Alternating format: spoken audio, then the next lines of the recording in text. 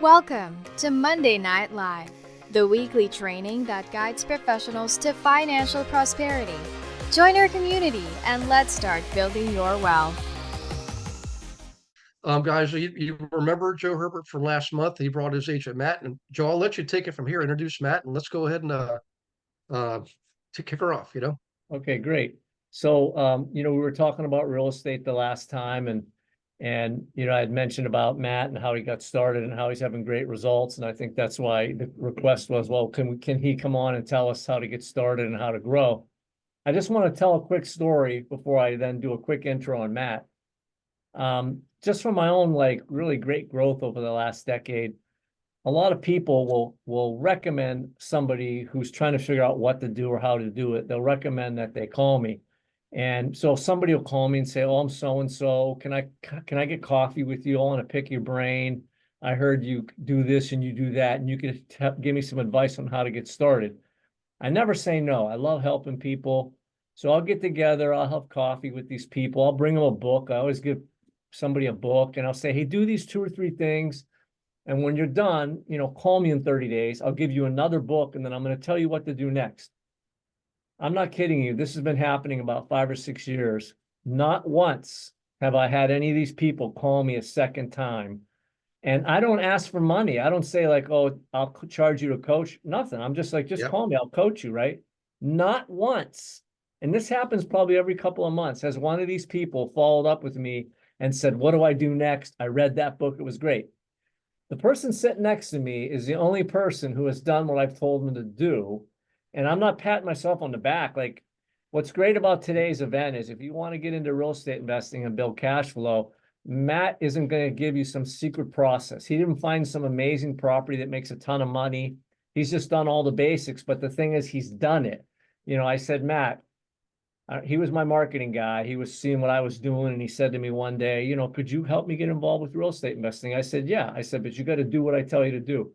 First thing, he sat on my real estate course that I was teaching via Zoom.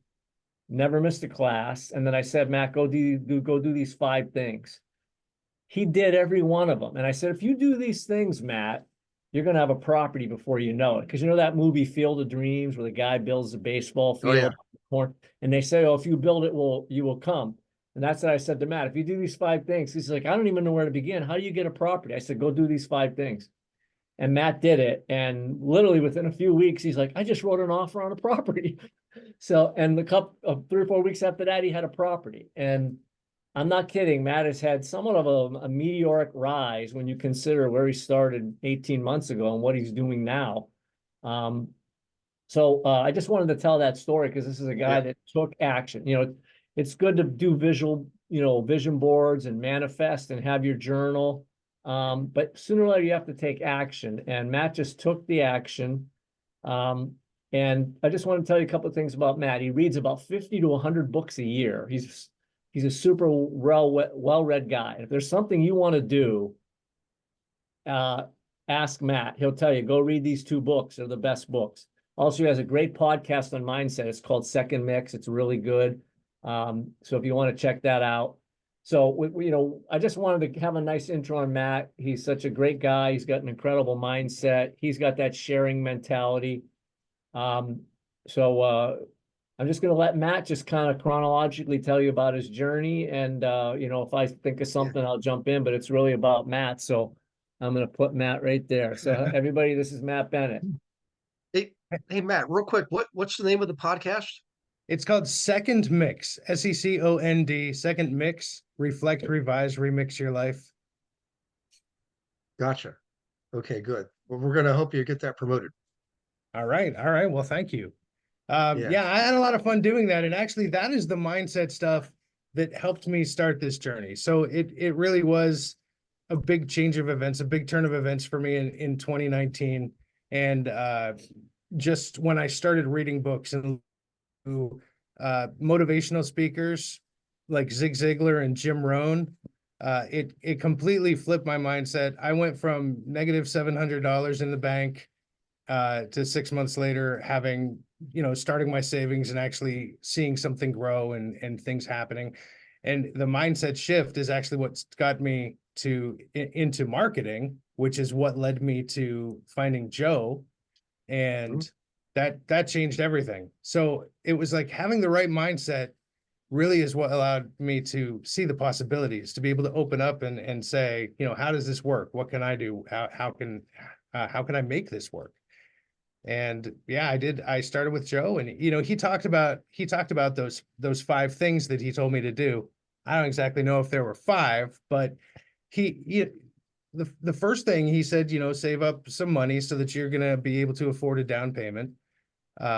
He told me to join the local apartment association and start going to the meetings. He said, get your LLC, get your bank accounts ready. With the LLC, the bank accounts ready. So I had all this ready a year before I actually owned a property. I had everything ready.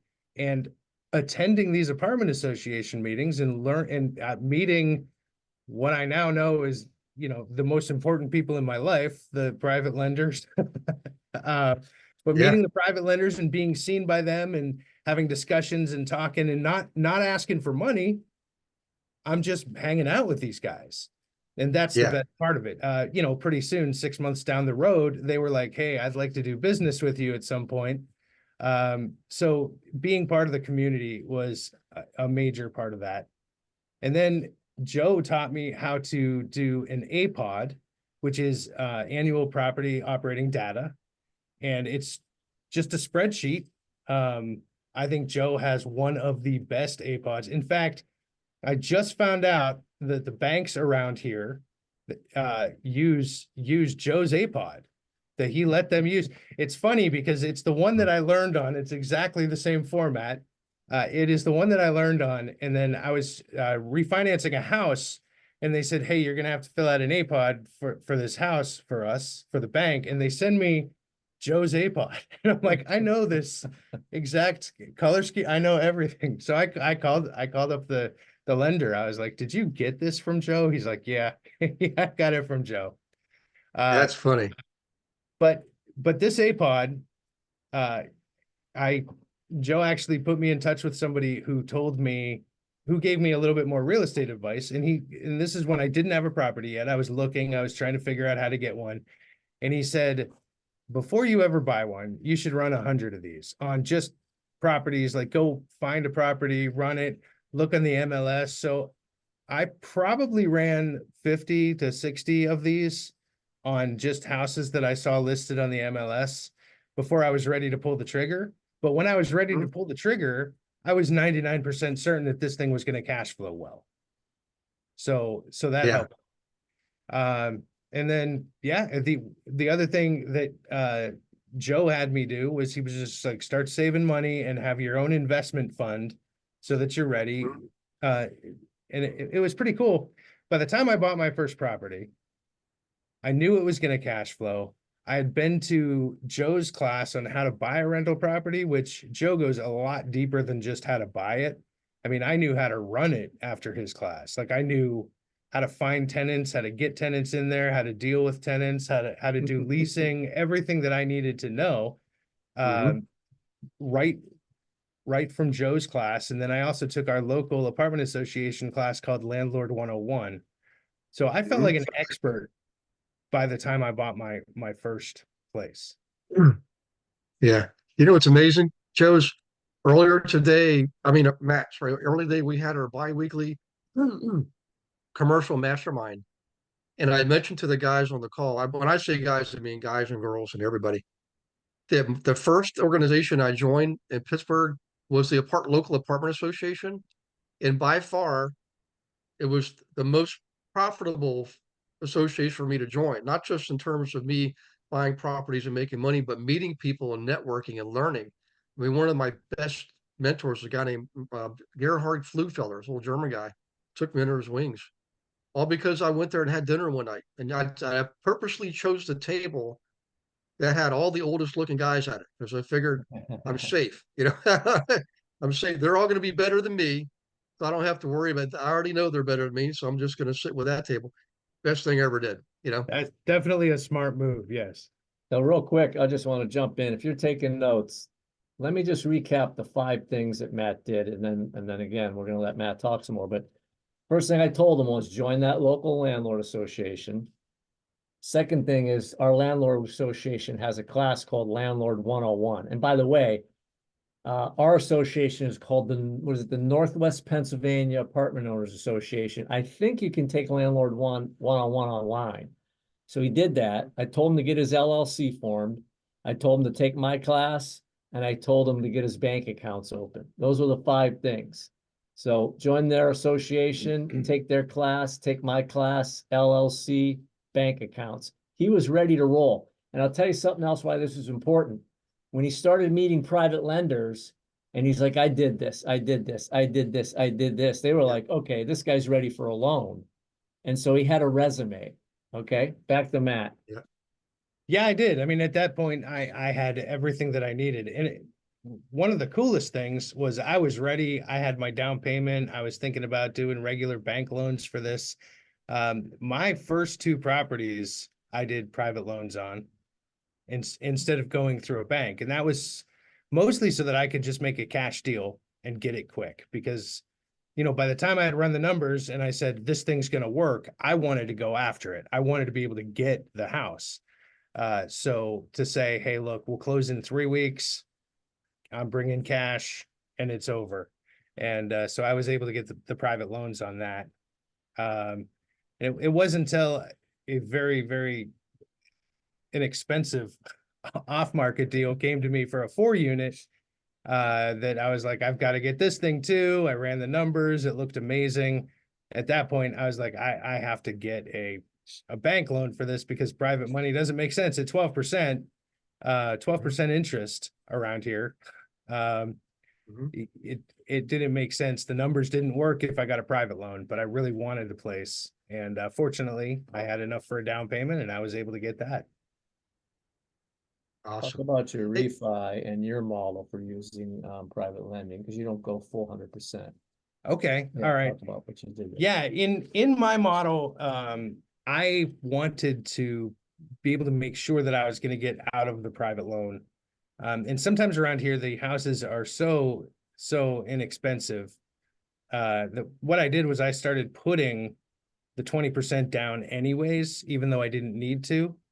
I'd put the 20% down so that I didn't have to worry about the price that it refinanced at. Because if it was, well, back 2 years ago, they were given 80% LTV. That's not happening anymore. But Yeah. 2 years ago, they would give me 80%. So I figure if I put the 20% down and then only borrow 80% of what the house is worth, then when we refinance it, I will be able to pull out enough to pay off the private lender at least.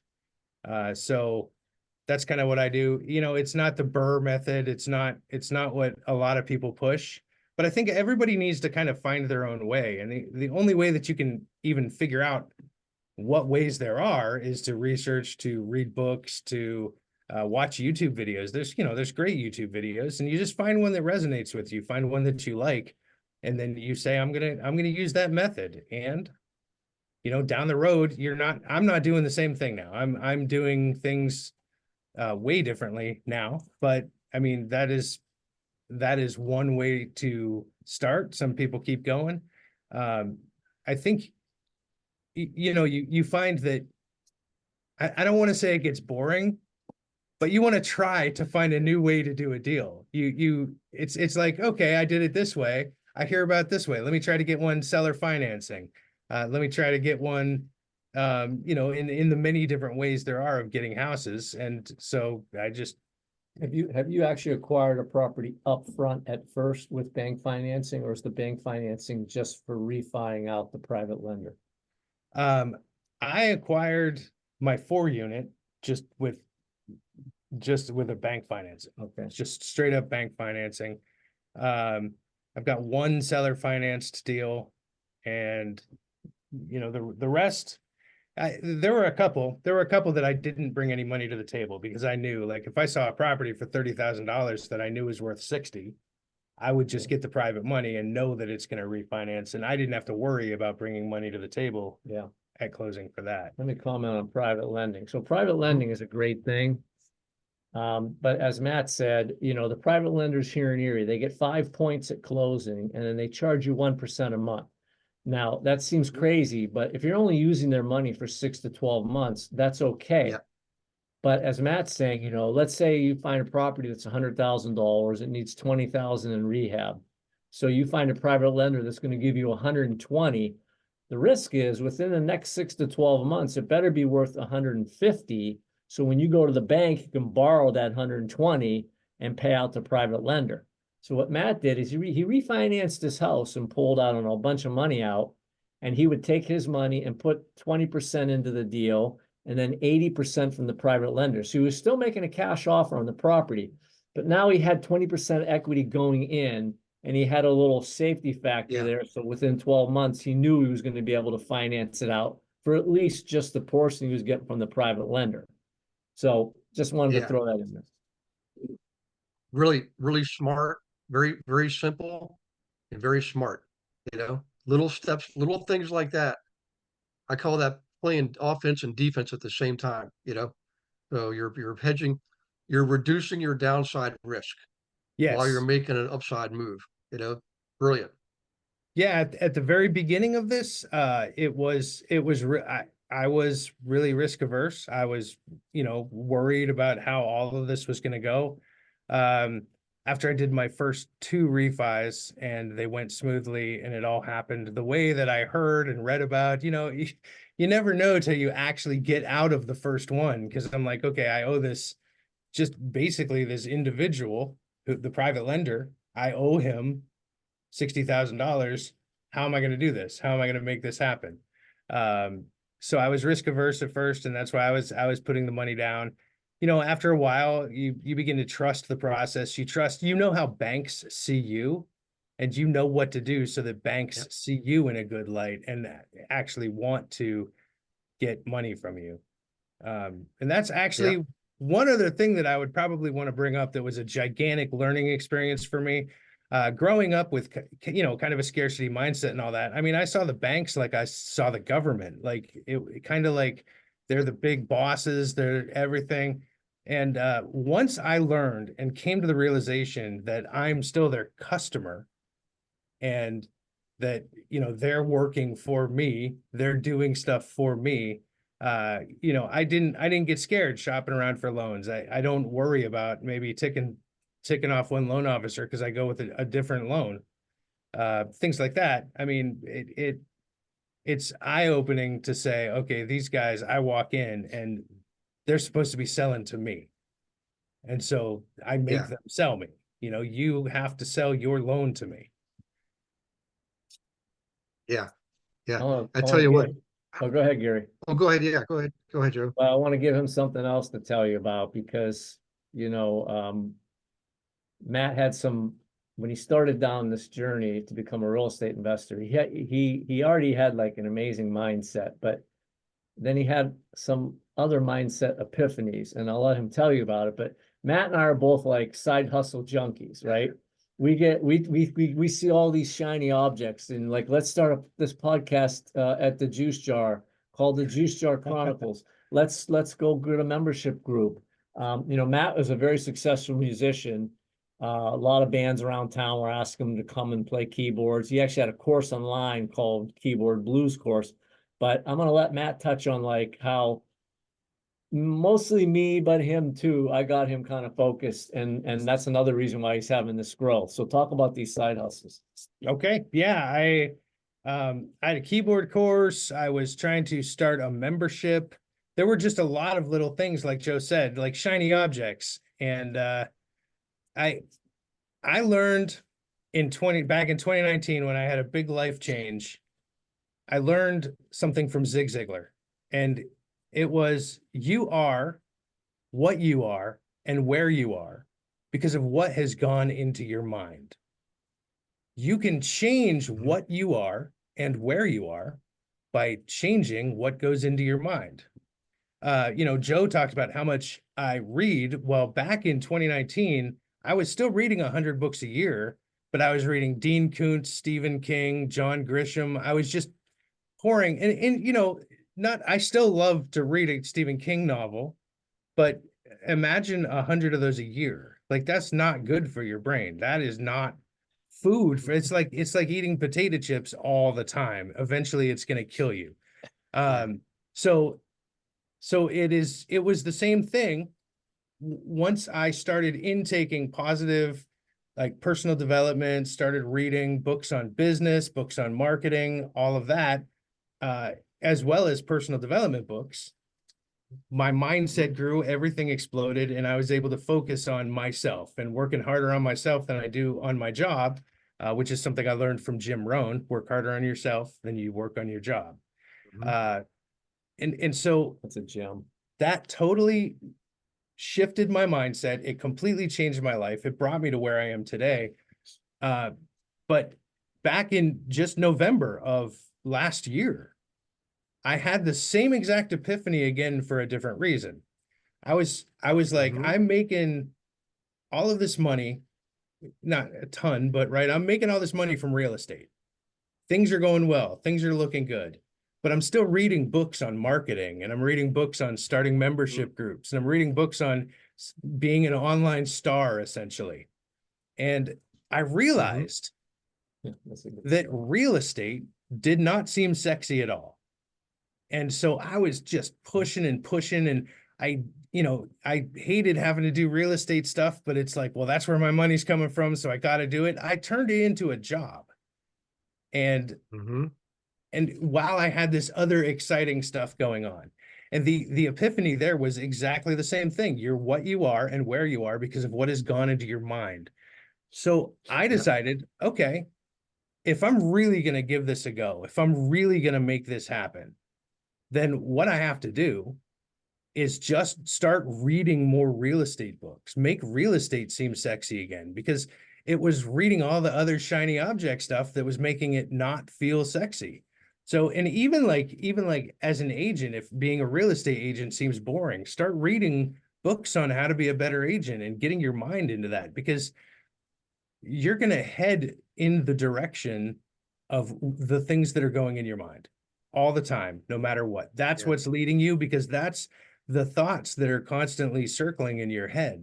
So I started reading real estate books, and it led me down completely new roads.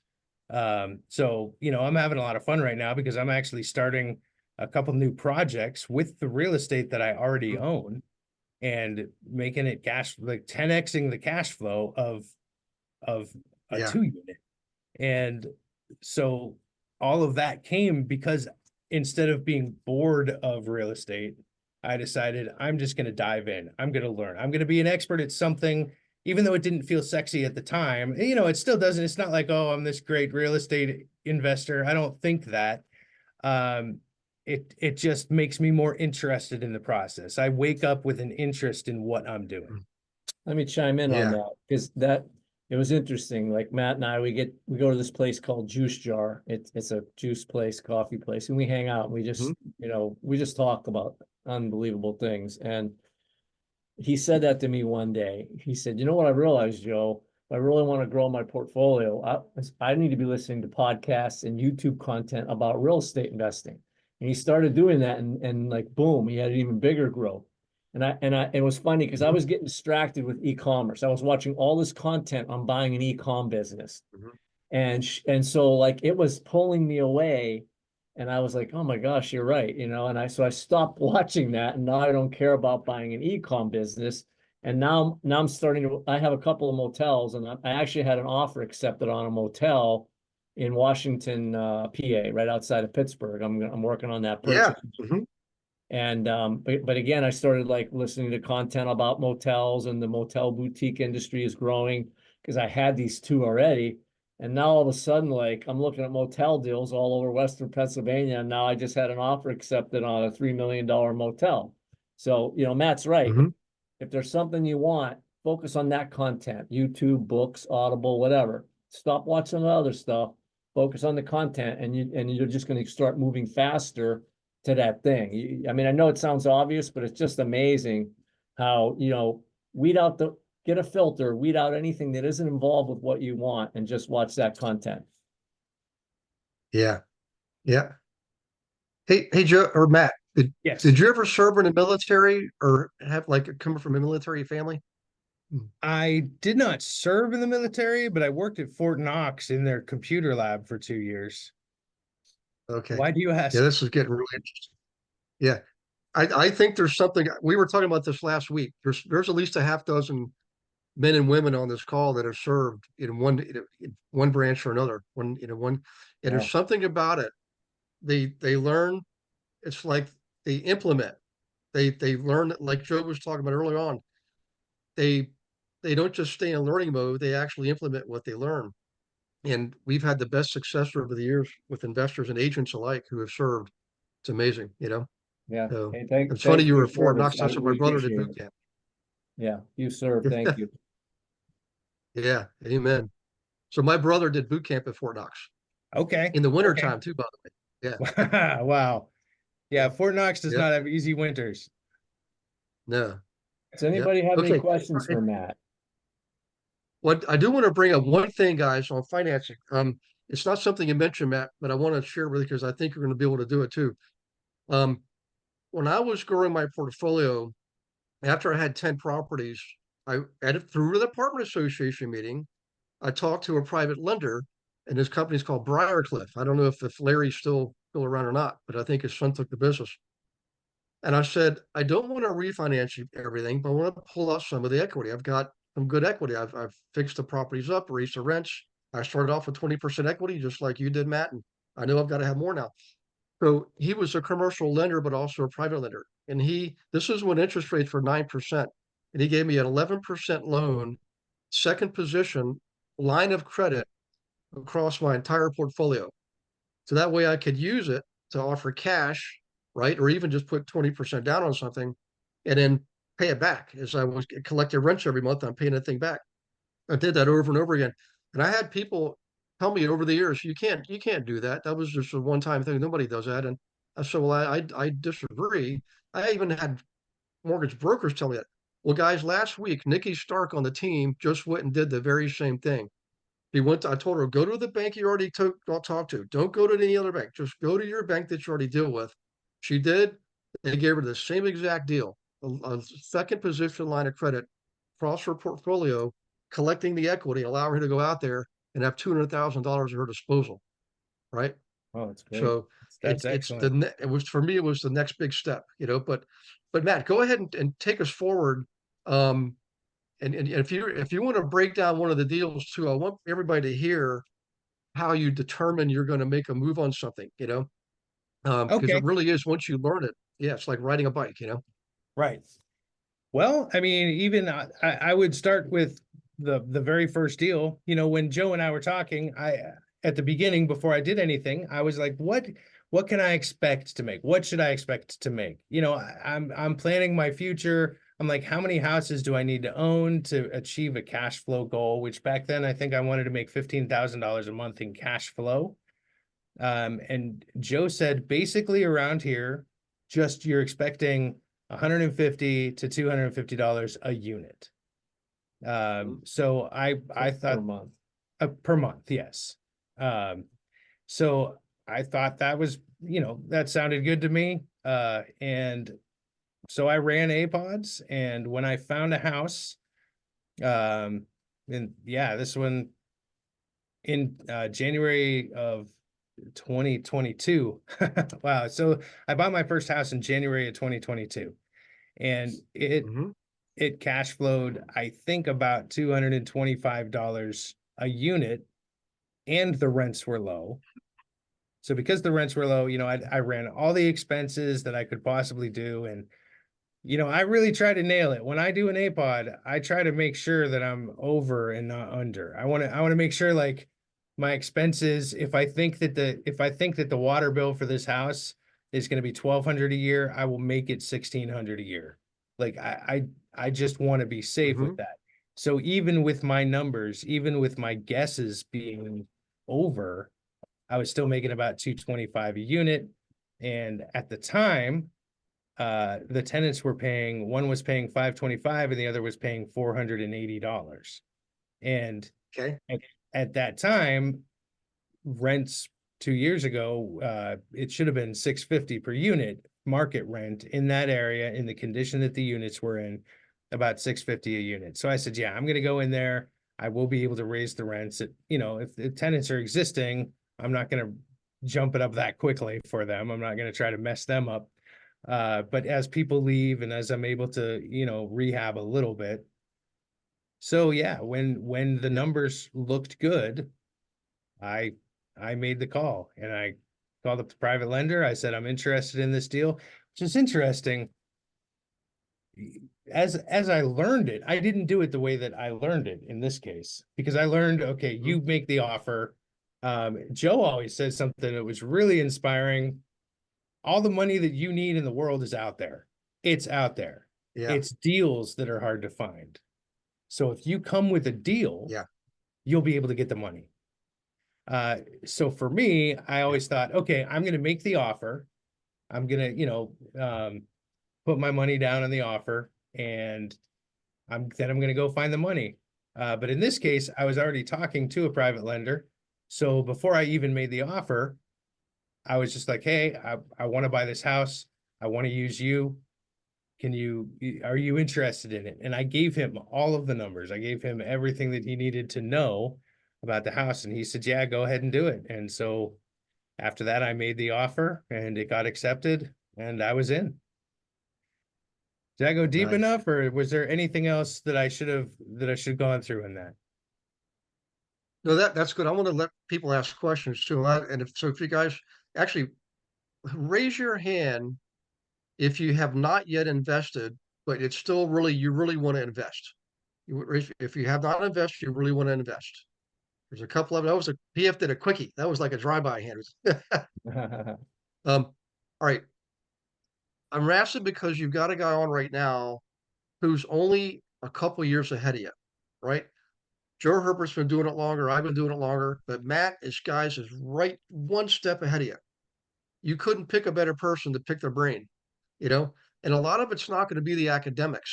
A lot of it's going to be like, well, how did you actually will yourself to take that action, to make that move and write that offer? Because it can be, actually, let's be honest here. Raise your hand if you've been afraid to write an offer before. Like it's all making sense mathematically, but you just can't make yourself do it.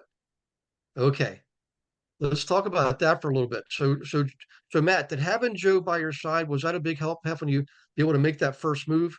Having a were you already a mentor, natural action team? absolutely. Having a mentor right by me, kind of holding my hand through the process. And I even knew a lot at the time because of what he had already taught me. But to be able to say, hey, these numbers look really good, Joe. Am I an idiot, or is this worth an offer? And Joe would say it's worth an offer. And one of the first offers that I made, Joe and I talked about, and it wasn't everything that it seemed to be. And so Joe and I had another conversation about it, and he said, well, he's like, after everything that you've just told me, if you get this, I don't really want to help you or be part of it. I'm pretty honest. Yeah. It was, yeah. I mean, after we did the walk, I made the mistake of doing a walkthrough at night. And then when I went back after I made the offer and after I had my money down, I saw it in the day. And, the stairs going up to the second floor were like internal, but they were crooked enough that a basketball would have rolled pretty quickly down along them. But anyway, yeah, I mean, having Joe there doing that stuff, saying that stuff. So, I backed out of the offer during the negotiation phase of repairs. And I was still, I kept my earnest money in that case. But the yeah. Where was I? Hey, Angela Fleming. Is it okay if I call on you, Angela? Angela's down in Georgia. Yes, How you doing? I'm doing good. Good. Are you glad you come on tonight? Yes. I am too. Hey, so Angela, have you been how close have you been to getting a property? I mean, have you gone through like looking at properties, doing some analysis, or how far have you gone with it so far?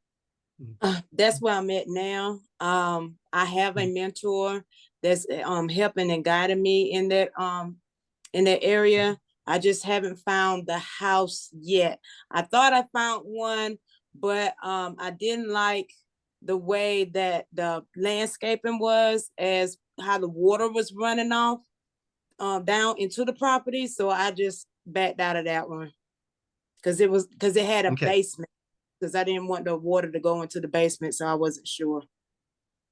Okay. Now you've worked with investors too before, right? I think. Yes. Yes. Okay. So let's go back to Matt and Joe now. So it's like, just like you said, Matt, the challenge is finding the deals, not finding the money. So what have you found works as far as finding deals? And we all use the MLS, of course, but are you using like county property record data or a data aggregator? There's all kinds out there, Boomtown and bunches of tools you can use, some Freedom Well, Soft, but anything you can but share with Angela. But I wish that I could. For the most part, I am kind of boring that way. I set up my properties in the MLS to get emailed to me if it's something that I'm looking for. And so I get, new 2-unit, new 4-unit listed, and I just read through those. And then there have been 3 deals that I have gotten that have come my way just because I'm an investor, just because I'm part of the community. Um, that's where those deals came from. I don't do any of that wholesaling or letters or anything like that. I dig through the MLS and see what's a gem. And I actually heard someone tell me when I started doing this that the MLS is for suckers. And that really, it was discouraging. It was discouraging. But then I look at the numbers and I say, this makes sense. Sure, it would make more sense if I could get this $20,000 or $30,000 cheaper, but this house is on the MLS. It's in front of me right now. It's going to make money. It's going to make enough money up to the standards that I want to make. So I'm just going to go for it. And then, one deal I got from Craigslist, it was a surprise. I jumped on Craigslist just for the heck of it, and somebody was selling a 4-unit for $30,000. And of course, that caught my attention immediately. There are some deals that you don't even have to run the numbers. You just say, hey, I need to come see this. When can I come see it? And so I emailed the guy on Craigslist and closed that in about 3 weeks. But I've not done anything specifically to find these deals except for constantly staying on the MLS and then being part of the real estate investors group and being part of a real estate investors mastermind. Joe and I go to the same mastermind also around here, and I've gotten deals from there. Yeah, let me comment on finding deals. A lot of what Matt said is true. In fact, I think the first couple of deals, my property manager, I think, sold Matt one of his properties. And then I had a person I played tennis with called me, had a couple properties they were looking to sell. I said, oh, call Matt, because they weren't in my wheelhouse. I think he did those deals. And then I sold Matt my Airbnb house. And we won't get into Airbnb tonight, but Matt's going to give you his contact information. Of course, he reads a lot of books. So he goes and reads a ton of books on Airbnb, and now he's crushing it with the Airbnb house that now I wish I didn't sell them, but that's a whole other story. But yes, if your head is in the game and you really want to get a property, and like I said, if you create that basket, then you're ready to get a property because you have the system all set up, right? Already got your bank account, your LLC, you've had your education. That's why I'm a big proponent of getting ready, creating that basket. But Craigslist, Facebook Marketplace, we have a website called Erie County Legal Journal, and in there you can see all the upcoming sheriff sales. Sometimes you'll see a 2-unit that's going up for sale, and people contact the bank, and the bank's like, yeah, we'll sell it to you without even putting it on the market. I do some deals on the MLS. Sometimes when I'm sitting on a bunch of money, I will literally go on Facebook, and I don't care. I put it out there. I'm like, I got $500,000 right now. I'm looking for a motel or a multifamily up to $2 million. Does anybody have anything? I don't care. I'm not embarrassed. I want somebody to call me. Another thing is, like Matt mentioned, there's about 20 people in this mastermind group that's put on by the biggest multifamily owner in Erie. He's gotten deals from that. And then, what was the other thing I was gonna say? The tax sale list. Find out what attorney in your market, what law firm handles the tax sales. In our market, the Excel sheet with all the upcoming tax properties, it's right on the lawyer's website. So I can go on there, and we have 2 tax sales. The first one is not lien free, but if it doesn't sell there, then the second one is lien free. They're wiping out all the liens, and you buy it at that tax sale. We have that at the end of the year. So the sheriff sales, the tax sales. I'm going to teach you another thing here that I've had a lot of success with. All the data for every property in Erie County is public information. So I've done this several times. You can go down to the Erie County Courthouse and you go, I think, like to the map room or the assessor's room, and I can literally say, I want to buy all the data for everything that's multifamily, 2 units or more. Yep. And they dump it into an Excel file for me, and it costs like $90. I've written 1,000 letters to all those people and wound up with 10 people calling me wanting to sell multifamily. I'd be willing to bet in Allegheny County, Washington County, that data can be bought. It's public information. It does. The other thing is, go on Fiverr, hire a virtual assistant for $8 an hour, and have them call these people and say, look, we got a buyer list. We could sell your property right away. Do you have any interest in selling? Let them go find 5 or 6 deals for you. Give them the list and put them to work and say, don't call me until you got some leads. That county data is very good. And then, as Matt mentioned, believe it or not, when we have a landlord association meeting once a month. You sit at a round table with 5 or 6 other investors. Every time you go to those, sit at a different table and tell everybody at the table, you got anything you want to sell? I'm looking to buy. It's amazing how you're going to get deals from that. So the number one way to get deals, put it out there and go looking for them, and you'll find them. Yeah, it's power of intention. It was funny. When I got started, I used to buy the county data. It was $50, and they used to send it on a CD. Then they put it online, and they would just give you the link, but it was still $50. I would do that once a year because every year, every property's change hands, of course. So I would refresh it.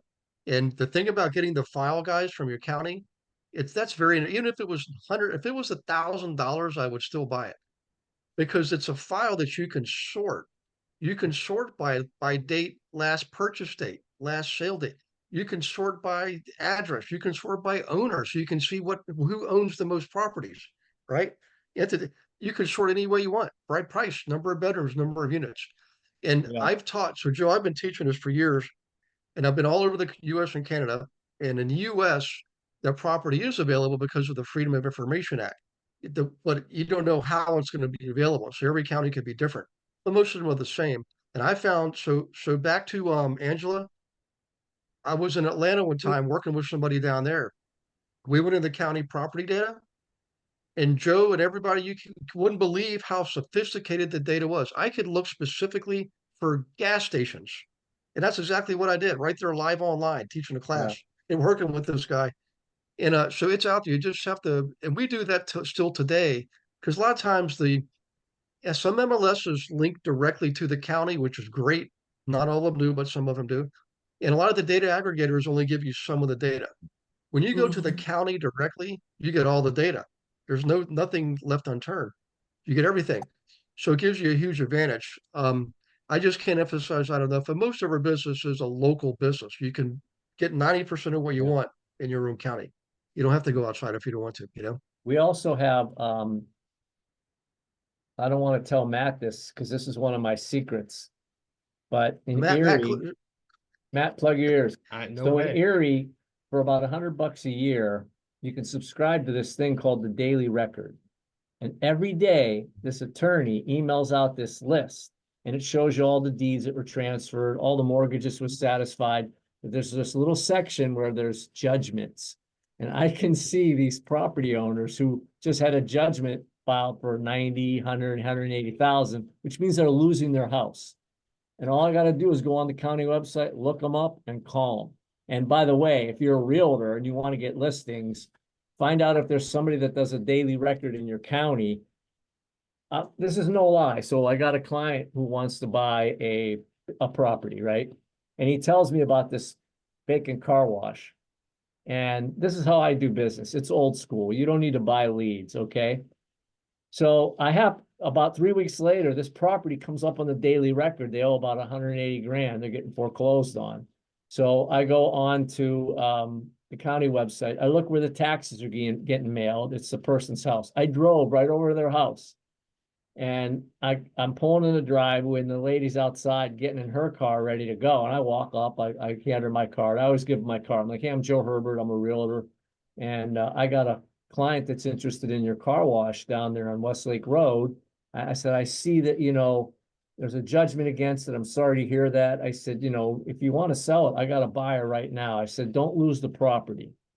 And unfortunately, she says, well, oh, she was really cool about it. She goes, you know what? We're going to pay that off. We'll be keeping the property. But if for some reason we don't, I'll call you.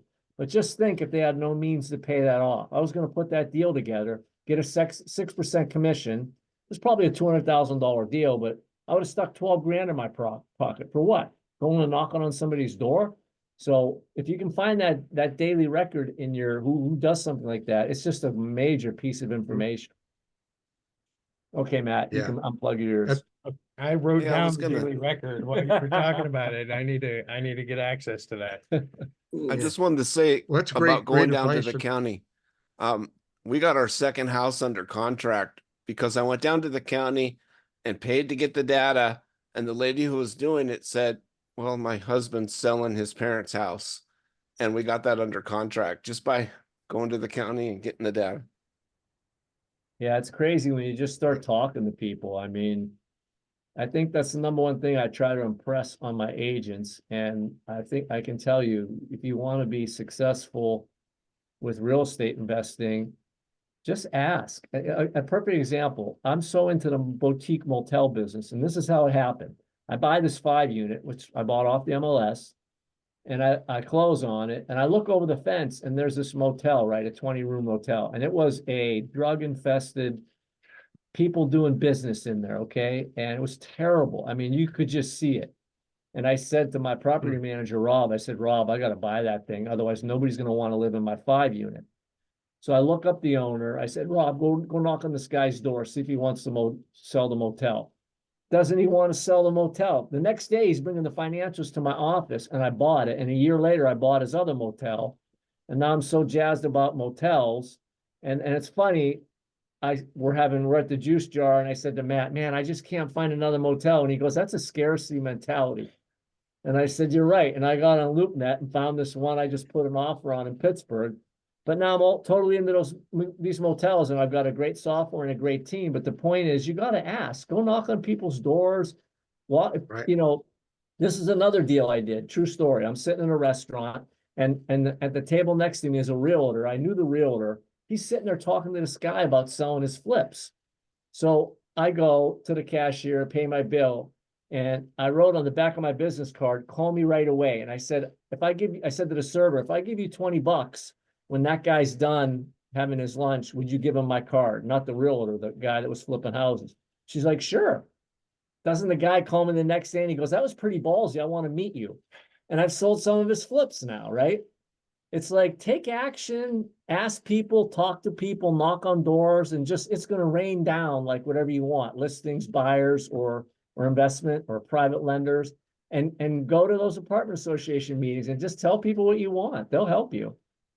Just ask for what you want. If you ask either one of us for anything, we'll give it to you. That's how we are. Thank you. Got a hand up. It's amazing. Oh, go ahead, Angela. Yeah. No, I just said thank you. I appreciate all of that. You're welcome, Angela. Yeah. You're in a tough market. I was in Florida in December looking at motels and multifamily. That stuff is expensive down there. Hi, I just want to take a moment to thank you for watching a recording of the Monday Night Live class. Hope you're getting a lot out of it. I'm sure you will. I wanted to let you know that, you can come to Monday Night Live whenever you want, but you can also participate more with the team. Why don't you set up a call with me, a one-on-one strategy call? I can go over everything with you, show you everything that we have to offer. For example, did you know that on our team, not only do you get your leads, we actually give you your own account on our lead gen system. So this puts you in control. You're not waiting on somebody to hand you leads. You get to pick the ones you want. Okay. Huge difference. We have 21 of our own proprietary marketing campaigns. They're all copyright protected. We're the only ones that can use them, okay? The coaching is absolutely one-on-one. We got 3 coaches. We even have a 4th success coach that we have access to, okay? One of left fewer than 100 in the world, okay? One-on-one coaching. Right now the big problem is volume. We need more transactions. We need more inventory. I get it. Well, we know how to get it. Our team actually outproduces the national average by more than 2 to 1. So if you're struggling, don't do that anymore. If you're a solo agent, if you're a team, let's just talk. Smart entrepreneurs are always open to discussion. Learn what we have to offer, and then you can make an informed decision about staying where you are or moving on. You've got to decide, if you're not where you want to be, you've got to take action to get where you want to be. Let's see how we can help you do that. I look forward to talking to you. Click on the link, set up a call. And by the way, I'll see you on the next Monday Night Live. Yeah. What's amazing is, we're bridging the gap here between the academic and the tactics and the mindset. There's a great book by Wayne Dyer called The Power of Intention. You can get it on Audible. It talks about the power of intention. And when you start taking action on the things that you're intentional about, you can call it the law of the universe, whatever you want to call it. It's just, I call it God. God's listening. And the right people come across your path at the right time, saying the right things. But you have to act on your intention. And that everything that Joe said, that's what that's all about. He takes action on what he's intentional about. I'm sorry, Carrie, go ahead. I know you've been patient there. Go ahead, Karen. You got 2 virtual hand and your real hand. I do. I didn't know which one would get noticed first. So anyway, here nor there. No, I just wanted to ask a question of Joe, only because he had brought up the hotels, and one of them obviously is in Washington. So anyway, I live in Washington County, but I do a lot also in Allegheny, Westmoreland, well, all of the surrounding counties, but regardless. I also know a few hotel owners. So is there something in particular that you're looking for? I love it. She's asking people. That's perfect. There you go. Well, I like motels, not hotels. The motels are usually 1 story. All the doors are exterior. Right. And I won't get into it, but that's the model I look for. Okay. I wrote down your name because I'm going to follow up with you after this, because I'm going to need to put a team in place to run that motel. So maybe you can help me with that, and maybe you could even be involved with it. But yeah, I like motels. And typically I like them to be 1 story. I don't like the 2-story motels, because a lot of these motels are older, and that I find a lot of these balconies are decaying and they're very expensive to repair. Right. So if you find a motel owner that's looking to sell, it's all 1 story, I'd be interested in it, no doubt about it. So yeah, you got a buyer already. Yeah, we're seeing some these days. There are a lot of 2 stories though. And I shouldn't say a lot. I mean, but compared to the 1 story, I'm seeing probably more. There's a lot of hotels for sale. That's where you walk into a common lobby. There's that too. Yeah, there's a few. Yeah, go ahead. Sorry.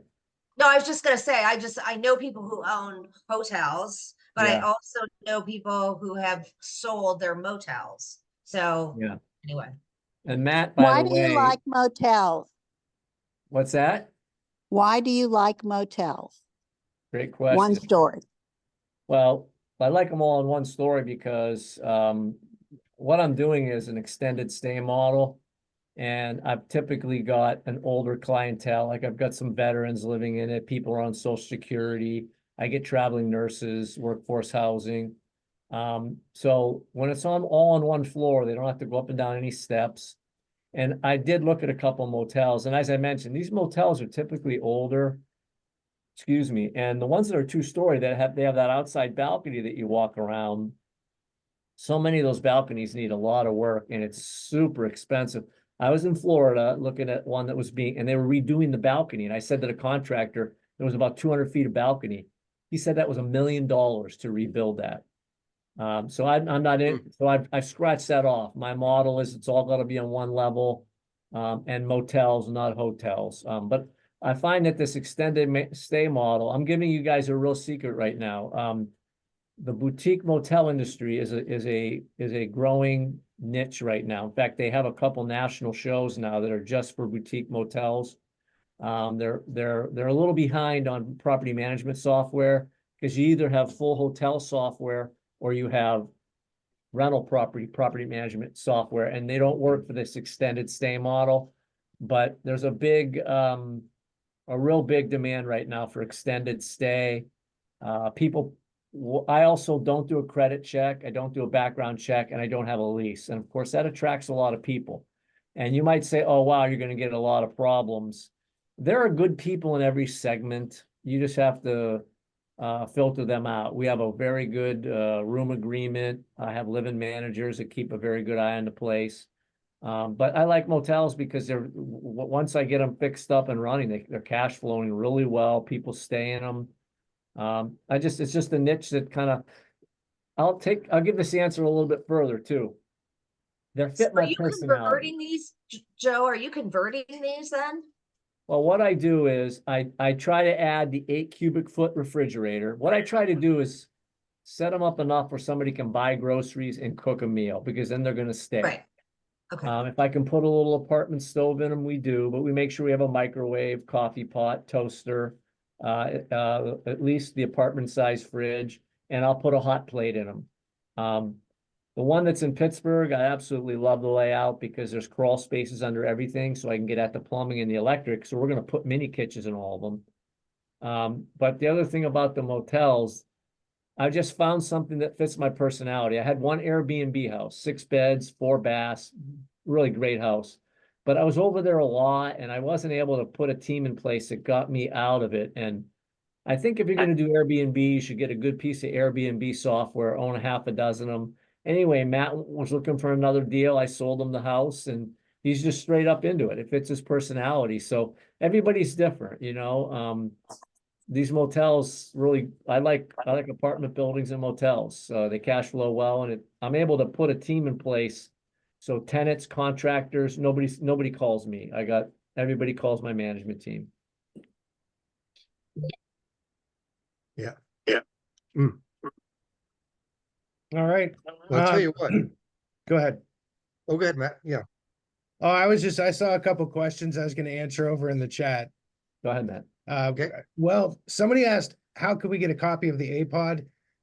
First, I will say, I will put my email address in there, and if anybody asks for it, I will send the APOD. But the other thing I want to say is all of these documents that I use consistently in my business, I got from Joe, and he does have a course coming out. So taking that course is going to get you, to me, it's $1 million worth of documentation.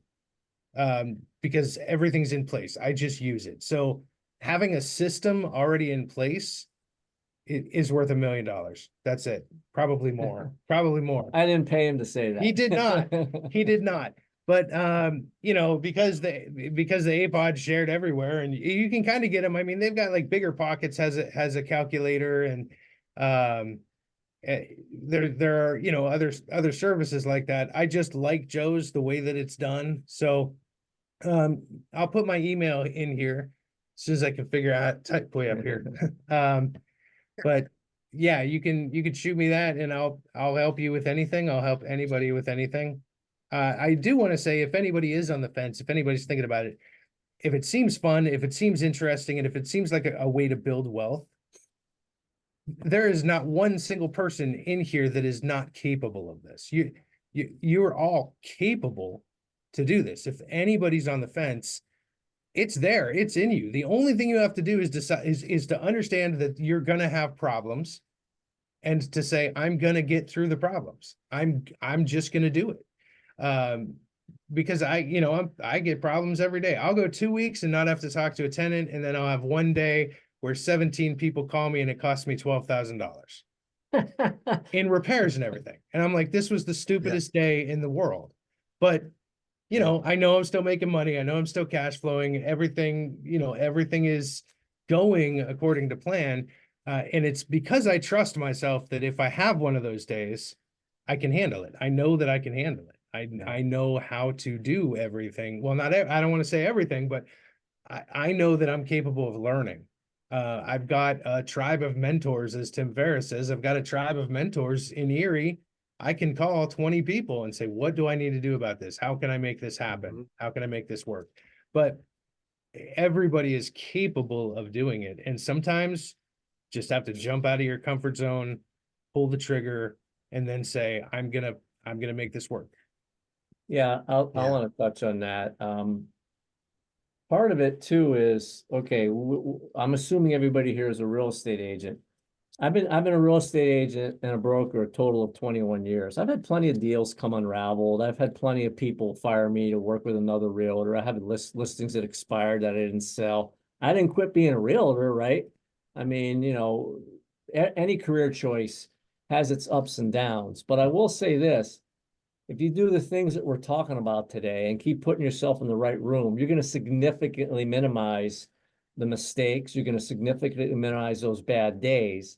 And I'm not trying to sell my course, but the other great thing about my course is I don't just give you all these tools and documents. The course is about showing you how to use them, right?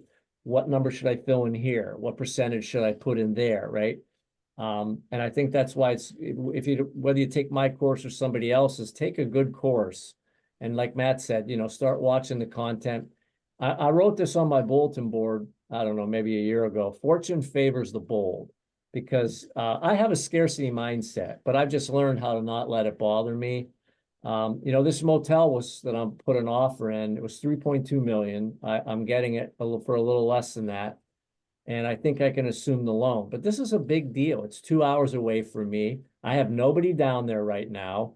And you know, I'm stressing about it a little bit, but I just keep telling myself, fortune favors the bold, fortune favors the bold. And it does. There isn't an entrepreneur, a millionaire or a billionaire out there that's going to tell you, oh, this was easy. I never had a problem. I never worried about a thing. You know, you just got to do it. But you know, the best, like we talked about those 5 things to do, right? If you do those 5 things, you're going to feel more confident. You're going to be more educated. You're going to make better decisions. And when you join a mastermind group or you're in your apartment association, it's like a fraternity. You can text and email people and they'll help you. If, let's say you put together your first APOD, right? You can send it to Gary and say, Gary, what do you think about this APOD? Do you think I should make an offer? Are the numbers right? So, you know, find the people that will hold your hand, put yourself in the right room. But I don't have a pension, right? I was an engineer for 25 years in the corporate world. So my real estate portfolio, that's my pension, right? That's going to pay for my next fishing trip. That's going to pay for my house in Florida. And that's going to pay for me to not have to sell real estate anymore as a realtor, which is coming in the near future. So I think if you're a realtor, unless your spouse has a pension, it's almost imperative that you become a real estate investor. And it's going to help your real estate business as a realtor tremendously. Yeah. Yeah. Amen. Yep. You know, it's amazing you said that, because I was an investor long before I was an agent. Getting my license, and I had a lot of people say, you don't want to get your license because then you got to disclose it. There's all these other bad things. And they're totally wrong. It actually enhanced my investing, and then the investing enhanced me being an agent. And I got a lot of deals just from being an agent, because I would help people buy and sell their own homes, but they knew I worked with investors because that's what I was known for. And I put that front and center. I specialize in real estate investing, you know, and it just by doing that. But if you don't, I have a couple questions. So Matt, if you guys don't mind sharing, for Matt, you just started a couple years ago on the investing side. Do you mind sharing how, you don't have to tell us the dollars, but how many units do you have you accumulated so far? How I many have individual units? 21 rental units and I have an Airbnb. Nice. Right. All Not right. too shabby. I Yeah. was going to ask that That's my same pupil. question, Gary. I was going to ask that same Yeah. question, and I was all, first of all, thank you both for being here. This fires me up more than I expected it to. But I wanted to ask one thing with you, Matt, specifically. At your intro, when you first started talking tonight, you said something about kind of where you were and $700 negative in your account and and whatever, right? So to take a leap to do this, hell yeah, man, kudos to you for being where you are, coming from where you were at. But what was your credit like? What was, I mean, if you don't mind speaking to those things, because for me personally, you know, I've gone through this huge mental transition over like the past 3-4 years, where I'm trying to stop being Swiss cheese and poking holes and finding I'm a critical thinker. It's a huge problem and obstacle for me, and I'd rather find reasons to do it, all the reasons I could do something. But when I get caught up on the money and the credit and the relationships and the sphere and all, I find a ton of reasons why not to do something. I can't imagine you were in a great place credit wise or financially if you were $700 negative. I mean, what the hell were you thinking being a real estate investor with $700 no money? You know what? I mean, it was a goal of mine. I decided that I wanted to do it. I started working on my credit because my first 3 deals were financed with a private lender. This was probably one of the most interesting things that happened. Now, my credit score has gone up and down since then. I mean, I got my credit score up to, I think it was an 810 last year at this time. And then buying the Airbnb, I just started making minimum payments because I had to come up with 80 grand. I had to come up with 80 grand to put down on the Airbnb. Cash. I needed it there. So I just started making minimum payments. But anyway, that wasn't your question. But my credit is like down to right now, it's probably a 680, 690. I believe that as a real estate investor, it's going to jump up and down. But that means that if I want to go buy a house and get a loan on it, I might have a hard time. Primary residence, you mean? If it's a primary residence. If it's making money, there are lenders and private lenders. They don't even check my credit score. They don't care. They look at my numbers. They look at my bank account. They see, okay, this house is cash flowing $1,200 a month. We do want to refinance it because we want a part of that money. We want a part. And so they do it, and I never get a hard pull on my credit. And it happens that way. Even when I have to personally guarantee the loan, because my LLC is the one refinancing it, even when I have to personally guarantee the loan, they just need my signature. They never even ask what my social security number is. They just have my EIN number from the business. So once I realized that most of these people are not asking for my private lender's not asking me what your credit score is. We're we're not friends, but we're acquaintances. We talk all the time. We talk business all the time. So yeah, the private lender is not asking. And then the banks that refi aren't asking. And banks are way more willing to work with someone with a low credit score if you already own the house and they're just refinancing it. So now I get the money, I get it from a private lender, I pay, and then 8 to 10 months later, I'm trying to refinance it. A bank is now looking at Matt owns this house and he wants to refinance it, which is way different than me just trying to go out and get another house. Really, I probably could not go buy a $150,000 primary residence with my credit score and with the cash that I want to spend on hand and everything. Well, okay. I was trying to even owning 21 doors. My wife and I bought a house 2 years ago. Okay. Now, if you saw my bank account, I'm not bragging, but if you saw my bank account, my credit score is in the high 700s. My wife makes $70,000 a year. I have a brokerage. It's always been profitable. It was so hard getting this loan approved for my primary residence. And my cousin was the loan officer, and he kept apologizing. He goes, Joe, if you just had a W-2 job, this loan would be approved already. So there's just something about these banks when they're dealing with entrepreneurs and their primary residents. Yeah. It's not because Matt or I doing anything wrong, but let me finish answering that question. Yeah, go ahead. And I'm not trying to sell my real estate class here, but the first 5 video modules in my course are all about getting your mind, your money, your life, your sphere of influence all straight. Okay. Because the course is for somebody who has never done it before. So there's 20 video modules. The first 5 modules are all about getting set up so that when you actually start looking for properties, you know how to analyze them. You're ready to buy them. You can talk and deal with financial people, private lenders. So I understand where you're at. Mindset's critical on anything you want to do. But again, I think put yourself in the room then. Get in your apartment association. Even if you can find a mastermind group, like the one we get in is about $3,500 a year. That might sound like a lot of money, but what's going to happen is, like you just told me, you're in this meeting right now and you're getting kind of charged up. what's going to happen is every time you go to those meetings, you're going to keep getting a little further outside of your comfort zone, and you're going to take action. You will. So I think that's one of the best remedies for a scarcity mindset and that fear factor and that analysis paralysis. Just get in the room with people who are doing what you want to do as often as possible.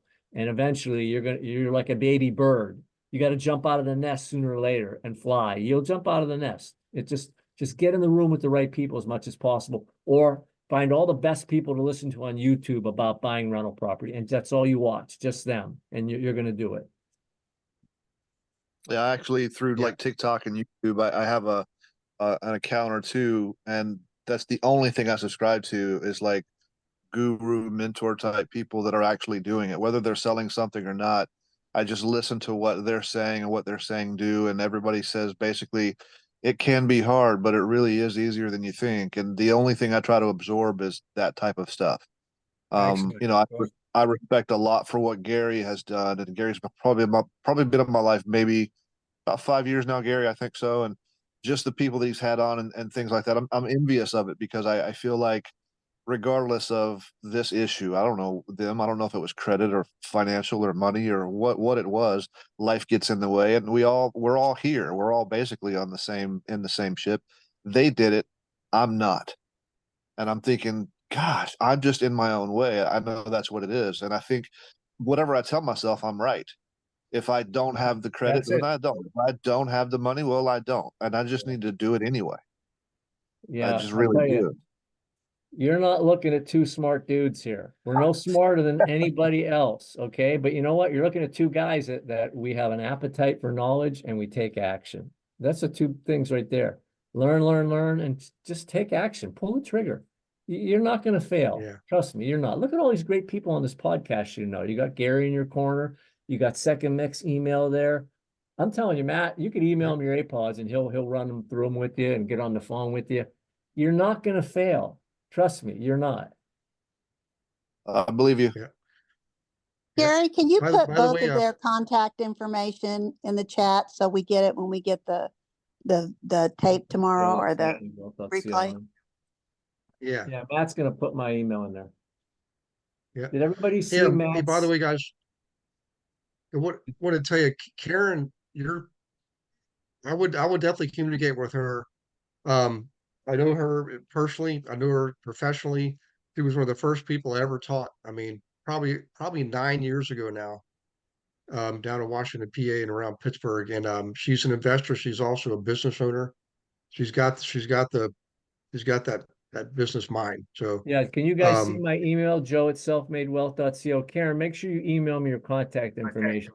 See, like, what did we do today? We put ourselves in the right room, and I just found the person who's going to help me succeed in Washington. It just keep getting in the right room. Yep. Don't miss these meetings. It's just super valuable. Right. Associating with other people, networking, being part of at least one group. So this is the challenge I'm going to give everybody on tonight. Every student here. I call the Asian students, Joe, because we're an education-based team, but we're students. I'm going to issue a challenge to everybody here. If you're not already an active member of one association or club, networking group, do it tomorrow. Just sign up. Just sign up tomorrow. Do that one thing. You might not have a meeting for a week or two, but you can just sign up. I'm telling you, it'll change your life. It might take a week, a month, a year, but it's going to. Hey Joe, if you don't mind sharing, so Matt's been investing for 2 years now. And Joe, when did you start investing and when did you start the brokerage? I think the brokerage was 2015, but I can't remember when you started. Yeah, I've been investing. a broker about 9 years. I actually had 3 or 4 rental properties like you, Gary, before I became an agent. I was still an electrical engineer. And a broker in town said, you know, I had a bar and a restaurant, I had a nightclub, and he was like, you know, a lot of people, you should be a realtor. And I wanted to get out of the corporate world. And it was like, bam, it just resonated with me. And I just got my license and went into it and never looked back. So then I was a realtor about 12 years, and then I've been a broker about 9. Okay. Now, how many units, and with the hotels, it's okay to count up the individual doors. You know, roughly off the top of your head, how many individual units? I have about 85 tenants right now. Nice. I only buy in a certain part of town. Yeah. but I'm branching out now. So here I come, Pittsburgh. Oh, by the way, so there's a mastermind networking group. It's called EO. It stands for Entrepreneur Organization. And it's one of the top 10 mastermind groups in the world. I actually joined the Pittsburgh chapter. So I'll be down in Pittsburgh once a month for a meeting. Plus, I'll probably be down there more often because hopefully this motel deal is going to work out. My sisters live in Pittsburgh, but EO is another group. BNI, as boy, nephew, ICE, BNI is a really good networking group to get in. And by the way, BNI only allows one person from every profession. At one point, I started my own networking club. I had 24 people in it, and I had one person from every profession. And I got so much business from that. I gave it up because I got too busy and I couldn't manage it anymore. But I still do deals with those people. So if you don't have a group to get in, create your own. Yeah. It's easy to do. The EO, entrepreneur, what was the O part? Organization. Entrepreneur organization. Yeah, there's about 45 entrepreneurs and business owners in the Pittsburgh chapter. Okay. So I just want to throw out there, I do love meeting people. I do love talking to people, and I do love helping people. So save my email address. Feel free to write to me. If I spend the next 2 days responding to emails, that would make me very, very happy. That's awesome. I do love just chatting with people, meeting new people. You get new people, you get new ideas, you get new outlooks on life. You get to explore things that you didn't get to explore when those two people didn't know each other. So I'd love it if you emailed me and we added each other to our contacts list. I've gotten some phenomenal contacts, just to throw this out, via network groups or networking. People who, are doing things that I'm very interested in, or, that could really mesh with certain things that, we might be doing down the road. So, you're right. You never know who you're going to meet. And it's all about, opening your mouth and talking to people. Yeah. And I'll tell you what, it only takes one person to just blow you up. I mean, I was looking for somebody to help me make courses on Teachable for self-made wealth. And his friend saw my post and sent him to me. And here he is 2 years later. He's going to pass me up in 2 years. So it only takes one person. And just like, okay, I met you, Karen. I can't wait to find out what we're going to do now down there, So yeah, you got to just keep putting yourself in the right room. And you're going to just, like I said, it only takes one private lender. I introduced him to a friend of mine, was a realtor here. He moved to California and he wanted me to find him rental property here. And I said, Dan, you're never around here anymore. I said, you're going to have to pay management. I said, why don't you get into private lending? And I sent him my document on private lending, which is in my course, by the way. And he's, you know what? I think I'm going to do a private lender. I'm like, great. I got a guy. I'm like, Matt, call him. And now he's doing all of Matt's deals. So, it only takes one private lender, one person you meet at any particular club. Rotary. I'm in Rotary here in Erie. We have 150 members. I wound up being the president of the club. I've been in Rotary 19 years. I've done so many real estate deals from Rotary. Get in these clubs, get involved. You're in the people business. I don't care if you're a realtor, a broker. I don't care if you're a lender. I don't care if you're an investor. You're in the people business. And the more people you know, it's directly proportional to how much money you make. It's just that simple. Yeah. Hey, Matt, I want to give you a plug here. Bonetta signed on a little while ago. She's already listening to your podcast. She's in Virginia, Northern Virginia. Okay. Wow. That's great to hear. Yeah. Yeah, definitely. We'll if you guys could, for everybody in the team, check out Matt's podcast and just leave a review. Reviews are like, you can't imagine how important they are, guys. I can always ask people that we interview to do a review for us, because it's 1 million people can listen and one might leave a review. But the reviews are what all the search engines use to give you juice. We don't make money doing these podcasts. So your reviews is like our currency. But do that favor for Matt. While you're out there, leave one for good old Gary on the Massive Passive Cash Flow podcast. So as we pick up guys like Joe, we had Joe on. It just was published a couple weeks ago. It was amazing. So, okay. All right, it's 8:23, guys. We really should be logging off here in no later than 7 minutes. But Now's the time to ask questions. Don't be shy. I mean, this has been a really warm group tonight, and just take advantage of the opportunity to reach out and ask for help. I'm telling you, I was a shy kid. I know it's hard to believe, but I was little. I was painfully shy, like hiding behind my mom's coat at the grocery store when she ran into a neighbor, kind of shy. But as an adult, I learned if I'm going to succeed, I need to start asking questions of the people who are already where I want to be. And I finally got used to it. Now it's just habit. I don't even think about it. But what Joe said earlier, you know, a large part of your success is and is going to be in large measure based on who you're hanging around with. That's why you want to go to these associations and hang around people who are already doing what you're doing and maybe a step ahead of you. That gets what I said to happen to me in the beginning. I wouldn't just have to sit at the table with the oldest guys there thinking it's safe. Me, Mr. Shy, was going to play it safe.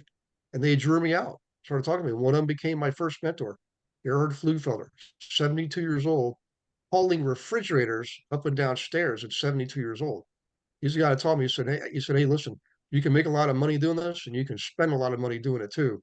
He said, I suggest you get involved with your properties, at least in the beginning, till you learn the ropes and you know how to delegate, what to expect from people.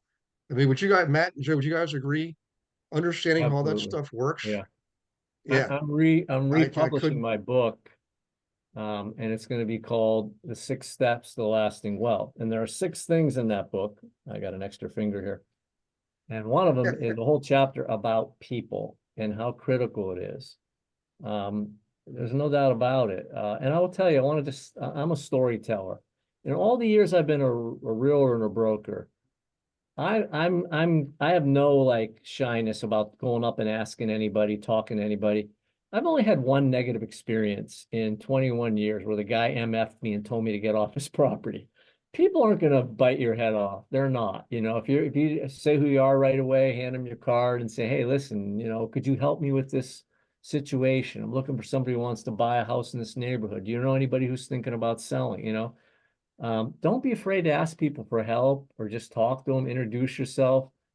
People are not, they're not gonna yell at you or do anything, I mean, and the guy that was MFing me, I just laughed. I'm like, all right, bro, I'll see you, but most people want to help you. When you ask somebody for help, it actually makes a person feel good about themselves that you think that they have something that, is valuable. So, I just can't impose that enough on my realtors about talking to everybody you can talk to, it's just going to put money in your bank and build relationships and get the right people on your team and just talk to people, ask for help. And if they don't know, say, well, who do you know that does it? Right. I mean, it's just amazing. Yeah. I could go on and on, but yeah, it's the backbone of your success is other people. Think about it. If you got stranded on an island, right, and you had $1 billion, you'd be burning that money at night to stay warm. That money would be worthless because there's no other people there. People are what give everything value. Mm-hmm. It is. It really is. It's the relationships in life. It's the money ends up becoming the measurement. One of the measurements of how successful you are serving others. The more people, just like Zig Ziglar said. And I love the fact, Matt, that you name some of the great ones. Zig Ziglar, Jim Rohn. I mean, by gosh, I've been really blessed over the years to meet some of these guys. And when I was a kid, I didn't know who Stephen Covey was, and I got to be taught from him in person. It wasn't until years later where I realized, well, I was in a room with Stephen Covey. Holy smokes! Then I started using his program that sat on my shelf gathering dust for several years. That's exciting. Yep. Hey, I want to call on Chastine Bradley. Would you mind allowing yourself to be seen or be vocal? Chastine, that when you were telling me about the other day. Oh, did you talk to Michael O'Mara? I did. Thank you. Excellent. Now, I don't want to go into all the details unless you want to share that, but did that opportunity come about because of you networking, associating? I mean, was it one of those somebody you knew kind of things that how that thing came to your set and landed in your lap. Yeah, well, that was it was a merriment of what I was already doing with networking. I actually I have two things rolling. So I have, because of my networking group, I am now looking at getting a builder to I'm actually going to represent a builder now from that networking group. And so we're already having conversations and moving forward on that. And of course, I remember we talked about that when we did the course for the agents. But the other side of it, opportunity, it's about people you know. So I'm sorry about side. That's why I was on mute. So the people that you know, and so in that situation, they just wanted to bring me in because it's about being with people that they can trust and that they know is going to do a good job and bring caliber of people that with integrity and all those good things. And so they wanted to provide me an opportunity to bring a lot of their different assets to different developers and builders on both sides of the river. So because of that connection, that gave me the ability to begin to be proactive, to have conversations. But because I was in networking groups, I already had people around that I could begin to have those conversations with. And so, and because of that, one of them was, a lender that does creative lending and things like that for developers, and especially when builders and developers want to, subordinate land and all that kind of beautiful stuff. So it's just I'm just seeing it begin to morph right in front of me, but it absolutely has to do with, just all about people, all about people. The more you get around them, the more it challenges you to grow and to, and to really kind of put yourself out there, even in other areas where we realtors tend to get comfortable. And I think for me, I was getting kind of comfortable. So this has really enabled me to really realize that I'm not living up to my potential, and I need to kind of step up to that, and which will also benefit in so many other ways. So it's a great thing. Absolutely. Yeah. Working is phenomenal. And I'm still doing my networking group. Absolutely. That's good. Awesome. Nice. It's like Richard Branson says, you know what, when opportunity comes, guys, I've actually had agents tell me they're going to turn down a deal. I'm like, don't you dare. I'll throw you in jail for the rest of your life if you say no to a client. And also, you say yes, and then you figure it out. And the way you figure it out is because you come to class and you hang around, you meet people like Matt and Joe. I mean, Chastine got this because of her efforts. And I've known her for quite a while too, by the way. And by the way, Matt and Joe, Chastine, I think you may have taken over the top spot on the team for production. I have to look at the numbers and see. The EXP changed how they give us all the information. So I got to figure all that out. Congrats. But oh yeah, awesome person. I mean, just amazing, great influence on the team. We did a big event in January called Conquer 2024, and she did one of the segments on that, and it's growing her own team, and just the opportunities are coming. And she'll tell you, I pushed her out of the boat. I say, well, I kind of nudged her out of the nest. I didn't push her out of the boat, nudged her out of the nest. But I want to develop people, and she's one of the people I knew would accept the challenge. And she's, and she does it. Here's the funny irony is, and I say this to everybody, when I was employee at PNC Bank, every Christmas, I'd say this, guys, you think you need me, but the reality is I'm the boss. I need you. I need you more than you need me, And when you reach that realization, it helps you develop others. And that's really what this whole team's about, is just developing people. And Joe, I know I can see it in your face right now, man. A smile for me. You've got it. You got the juice. I agree. Matt and I were so charged up about coming on tonight because this is what we love doing. So all of you just made like our whole week, no doubt about it. Absolutely. So Gary, I know that you gave everybody a challenge this week. I would like to make everybody a promise. Everybody in this group. So since 2019, since February 2019, I've read about 475 books now on personal development, marketing, real estate investing, real estate sales, and so much more. I want to make a promise that if you send me something that you're struggling with or something that you want to learn, I will give you my best recommendations on the 3 books that I think you should read based on your struggles, what you want to go for, what you need, and I will tell you why I think that those are the books. I'm not just going to randomly pick out 3 books and say, do this, do this. I will read your story. I will read what you're struggling with, and I will give you the 3 books and tell you why I think that those should be the next 3 books that you read. You know, how much does that cost, Matt? It's free. I do that. Free. I bring this into the universe. That's what I want to do with my life. Yeah. That's a deal. Awesome. That's crazy. That's one of the best deals I've heard in the whole for 2024. Yeah, that's I got awesome. on late, Thank so you. can you put his information down below so that in the chat so that I can see it? Because obviously I had gotten on late doing some things. So I don't know. Is that Matt Bennett? I don't know if it just Yeah, Matt Bennett. I will put it in there and I will say it. It is Matt at secondmix.net. That's a great offer, Matt. I'm going to go ahead and apologize to Matt right now because I'm going to be his new unfavorite nuisance. You're going to hear from me, brother. That's all right. I love that. Shastine, if you want to put your information in, I always save these chats. I can send it to you. Oh, thank you so much. I will do that. Actually, it's pretty easy. It's my first name at myfirstname.com.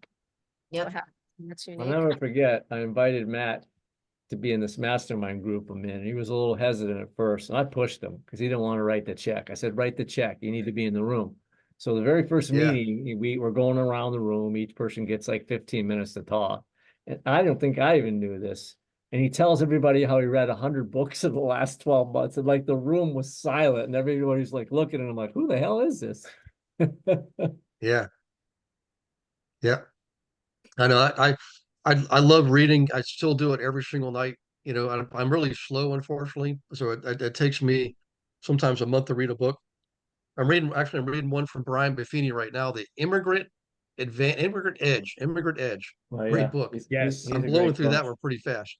That's awesome. Yeah, Oh, well, he's a I good do want guy, to add the man. caveat. I try not to do anything about like bragging about how many books that I read because honestly, you would have to be insane to read as many books as I read. Like there's no, it doesn't make any sense. I do it because I love it. I just love reading. I have a lot of fun doing it. But to anybody who's got to push themselves, I mean, if you read 12 books a year and you take one idea, one new habit from those 12 books, in 1 year, you're going to have 12 brand new habits. That is going to make you so much more productive than trying to read as many books as Matt Bennett. I mean, it would be stupid to try to do that. It really is just I don't watch TV. I don't want to. I want to read. I love how I just pop my head in here when I have something to say. But the thing about Matt's offer that's so great is, like he said, it's almost like a free coaching session. Talk to him and say, look, here's where I'm at, Matt. Here's where I want to go, or here's what I'm struggling with. Or this is what I want to determine. He's going to give you those 2 or 3 books that'll dial you right in. So you don't have to read 10 books and be like, well, that one didn't really do it. So that's please take advantage of that offer because he'll dial you right in on 3 really good books. So you're getting exactly where you want to go. What if it has to do, I'm sorry, what if it has to do more with, I mean, because now I'm going to have to recruit a lot of different agents because of the projects coming on. And so now it's knowing how to structure that team when you have new construction developments and you have the list backs on the developments. So that's sometimes not so much a book, maybe, but maybe, I mean, what do you suggest with those type of questions when you're having that type of, maybe from a growth perspective, not a mindset? I'm reading a book called Buy Back Your Time right now. I will get you the author. The author is slipping my mind, but the book is called Buy Back Your Time. And he has the processes that you should follow to hire a team, to find your team, and which team members to hire first. So that might help, but I'd need to know a little bit more about exactly what you're struggling with or what you're trying to do before I could recommend a book. But business books cover so many different areas that I'm sure that there will be something. But I also, if I can't think of a book, I will recommend a YouTube video that I've watched or a personal development person that I've seen or listened to. I will recommend any kind of media or content that I think would help your specific situation. Yeah. In Shafstein, the book, the E-Myth, E-Myth, Yeah. MIT. Michael Gerber. Yeah. That's a classic. That's one of the got to be one of the top books to read. Yeah. And keep talking to me, Shafstein. Set up some one-on-ones, and we have a structure for that. So we'll go over that. But it does, like Matt said, it does help to have more information first. Yep. So hey guys, it's 8:30, and I will stay on as long as you guys want, but I want to be respectful to you and also to Matt and Joe. So we can wrap this up. If you have questions, please speak now or forever hold your peace, or just Is call Matt. is the APOD basically a deal analyzer? Yeah, an APOD, it sounds technical, right? Annual property operating data sheet. It is the biggest goal of it is it analyzes the cash flow of the first 12 months that you'll own the property based on using the previous 12 months operating expenses and rents. So it's really, it's just a point in time cash flow analyzer. It doesn't include equity. It doesn't include depreciation. It's just, does this thing cash flow? What's the cap rate? What's the debt coverage ratio? I'm a cash flow investor. So, like my friend lives in California and he said out there you buy for appreciation. There's no cash flow. And that's kind of the case in Florida too. But we're in a market where we do have cash flow. So that APOD, that's its main goal. It's going to tell you, does it cash flow and how much cash flow is there? Joe, I also really get what you're saying about when I learned how to go out and do repair estimates. I got so jacked up, so excited that I would just go look at houses and put all the numbers in. And every time I thought I saw a deal, I got really nervous. What if they accepted my offer? And tell us a little bit more about some of those first few that you did. Well, okay. I lost my ass on my first deal, excuse my French, and I'll tell you why. It was a for sale owner and I bought it directly from him. So I had no realtor. I went to the bank because I had a little Irish pub my friends and I bought. So the banker gave me a little line of credit for 30 grand. It was a beat up old house. So there was no appraisal.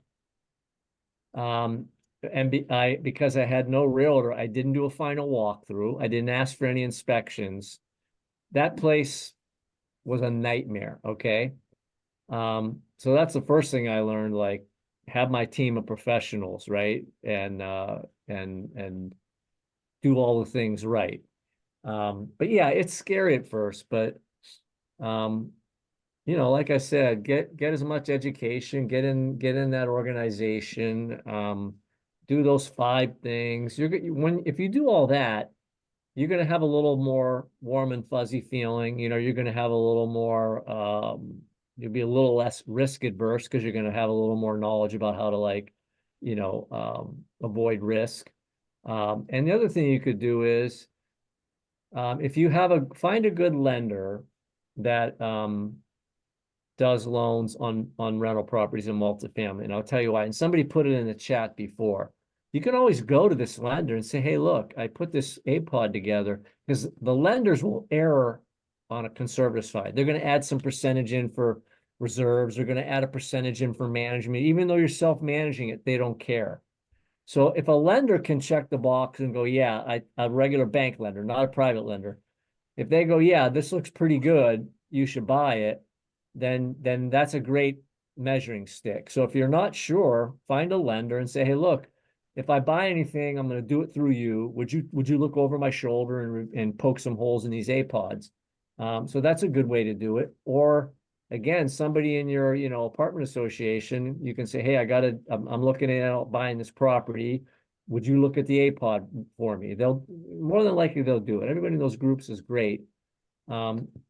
And then, read a book on real estate management. So once you because I always say this, it's true. I think it's easy to get the deed to a property.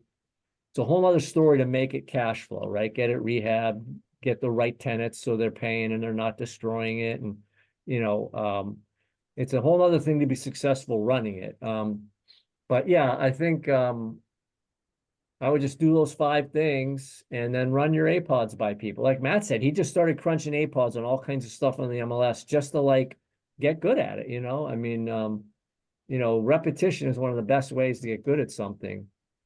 So I don't know, Matt, why don't you touch on that too? But I understand where you're coming from, but sooner or later you got to take that jump.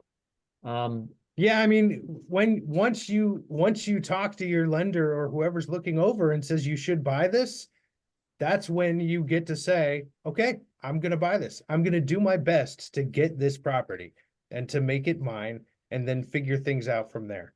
And you know, the education is always good, but I mean, that's it. If you find a property where you say I should buy this, then figure out what's stopping you, or just go for it. Just do it. Jump out of your comfort zone at that point and jump in and buy it. And because I will say this might be the most beautiful thing that puts you over the edge to actually buying it. On June 1st, I'm going to have 22 checks come in, whether I get out of bed or not. 22 checks coming to my mailbox or going right into my bank account, even if I don't get out of bed. I could say, you know what, I'm just going to sleep all day. And they're coming. So, I mean, that's a very comforting thing. That's very helpful. Yeah. I remember when I was in college, my best friend who I wound up buying the Irish bar with, I go to pick him up because we were on the college tennis team and we're going to go practice tennis. And he says, "Oh, come down to this building and pick me up." Not at his house. So I go down there and he's in there sanding drywall, right? It was a 6-unit that his father bought. And I'm like, "What are you doing down here?" And he goes, "My dad bought this building." I'm like, "Oh, are you guys moving here?" Like, my family was broke. We didn't know anything about this stuff. And he said, "No, my dad, what he does is he lets people stay here and then they give him money and that's how he buys the building." And I'll never forget that. I was like, "What? These people are buying this building for your father?"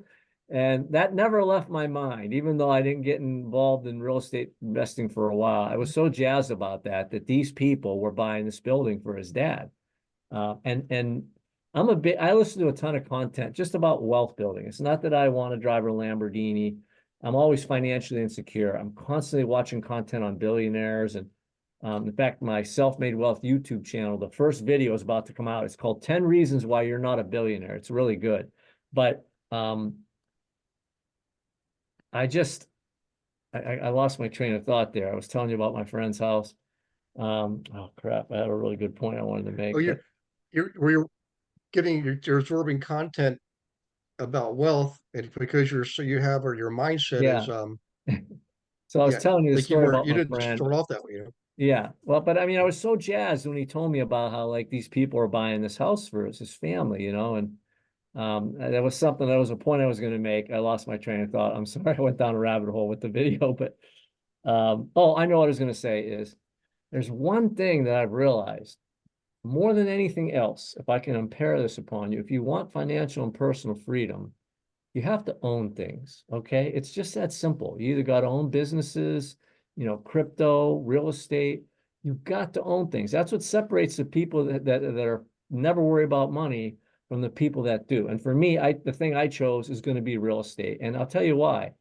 AI is never going to replace shelter, okay? No matter what happens with artificial intelligence, shelter isn't going away. It is evergreen and it's never going away. People are always going to need it. And so AI has made me lean into this even more. But you have to own things. I'm going fishing in Cozumel next week for 10 days, right? It's a $10,000 trip. And I'm not bragging, but I'm just saying that's what I'm after is more philanthropy and my personal freedom. I was in New Zealand last year for 3 weeks. My wife and I have 3 other vacations planned. My rental properties are paying for all this.